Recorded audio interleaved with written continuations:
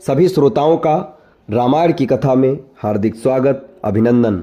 आज के इस वीडियो में आप सभी के सामने प्रस्तुत है जिसका शीर्षक है रावण सीता संवाद। बढ़ते हैं कहानी की तरफ।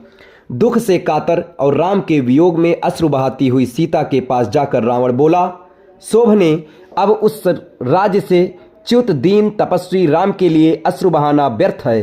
राम में इतनी शक्ति कहाँ है कि यहाँ तक आने का मनोरथ भी कर सके। तू उसे विस्मृत कर दे विशाल लोचने, तू मुझे पति के रूप में अंगीकार कर ले। समुद्र से घिरे 100 योजन विस्तार वाले अपने इस राज्य को मैं तुझे अर्पित कर दूंगा। मैं जो तीनों लोकों का स्वामी हूं, तेरे चरणों का दास बनकर रहूंगा। मेरी समस्त सुंदर रानियां तेरी दासी बनकर रहेंगी।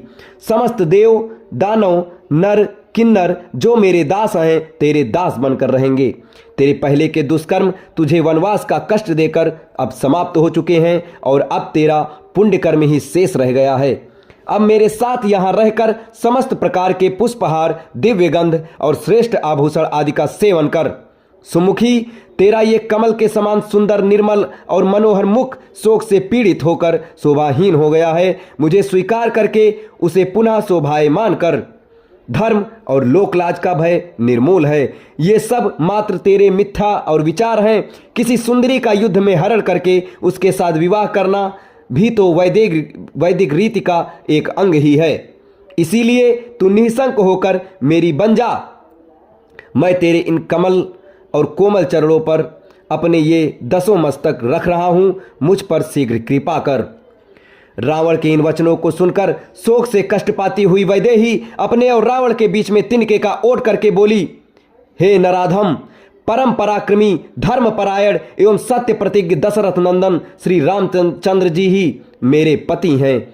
मैं उनके अतिरिक्त किसी अन्य की ओर दृष्टि तक भी नहीं कर सकती। यदि तूने मुझे बलपूर्वक मेरा अपहरण किया तो अपने भाई खर की तरह जनस्थान के युद्ध स्थल पर ही मारा गया होता, किंतु तू कायरों की तरह मुझे चुरा लाया है। तेरे इस अनर्गल प्रलाप से ऐसा प्रतीत होता है कि अब लंका सहित तेरे विनाश का समय आ गया है। तू इस भ्रम में मत रहे कि यदि देवता और राक्षस तेरा कुछ नहीं बिगाड़ सके तो राम भी तुझे नहीं मार सकेंगे। उन्होंने हाथों से ही तेरी मृत्यु निश्चित लिखी है। अब तेरा जीवन काल समाप्त प्राय हो चुका है। तेरे तेज बल और बुद्धि तो पहले ही नष्ट हो चुके हैं, और जिसकी बुद्धि नष्ट हो चुकी होती है ना, उसका विनाश काल दूर नहीं होता।